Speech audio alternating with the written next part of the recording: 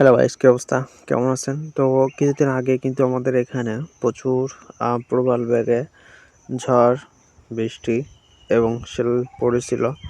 তো আসলে আমাদেরও ধান কাটা ছিল। তো সেই উপলক্ষে আমি কিন্তু গিয়েছিলাম। তো আসলে আমাদের বাড়ির সাথে যেহেতু মাঠ, তো সেজন্য আসলে খুবই খারাপ লাগছিল এজন্য যে আমাদের তো মনে করেন যে ৬ খানি খাটতে রয়েছে।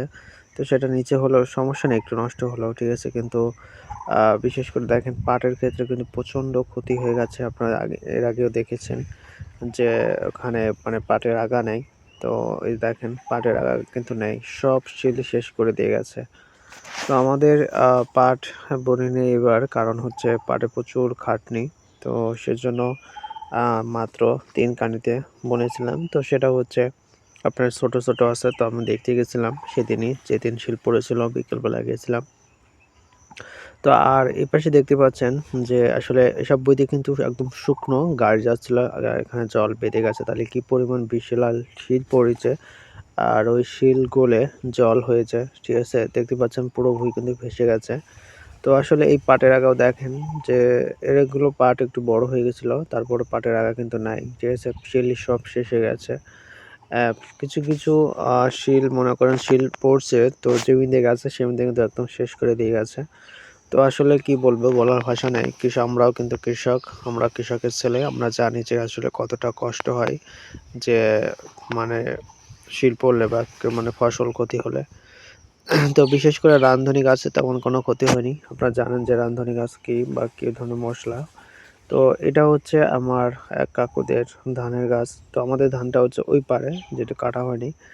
আর ধানটা খুব ভালো হয়েছিল। সে ধানটা হচ্ছে রড মিনিকেট। তো আসলে এই ধানটা আ আমাদের পরে লাগিয়েছিল। তারপর আগে কাটছে, কারণ এটুকু লাগিয়েছে তেমন পাকেছিল না। তো সেজন্য একটু কাটেছিল কিন্তু ধরা গিয়েছিল। আর আমার এক ভাইটি তাদের জমি দেখতে গেছিল। তাদের কি ক্ষতি, কি পরিমাণ ক্ষতি হয়েছে কি না সেটা দেখতে গেছিল। তো ওদের সাথে দেখা হলো। তো বলল, "দাদা আমি যাচ্ছি, তুমি থাকো।" তো এই দেখেন জল বেঁধে গেছে। তো আসলে এসব ধানের কিন্তু তেমন ধানটা ভালো হয়নি। তারপরেও ধানে কিন্তু একদম ইয়ে নাই।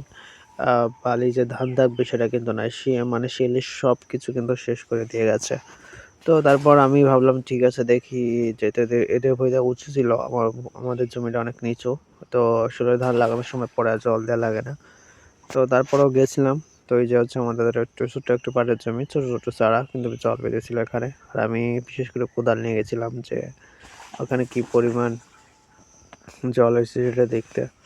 তো আপনারা দেখেন যে কি পরিমাণ আসলে জল হয়েছে, তখন কিন্তু একদম আ পুরো ভুঁই ভেসে গেছিল। আমাদের তো নিচে ভুঁই, তো দেখতে পাচ্ছেন এইটা হচ্ছে আমাদের জমি। তো এই জমিতে মূলত ধানের সব বালি কিন্তু নিচে পড়ে গেছে, যেহেতু প্রচুর পরিমাণে কিন্তু শিলাবৃষ্টি হয়েছে। এই দেখেন আ এক বালি কোনো ধান নাই, সব ধান নিচে পড়ে গেছে। তো কি পরিমাণ বৃষ্টি হয়েছে। তো আপনারা জানেন যে আপনাদের যদি ওখানে শিলাবৃষ্টি হয়ে শিল পড়ে থাকে তাহলে অবশ্যই জানেন যে কি পরিমাণ শিল পড়ছে।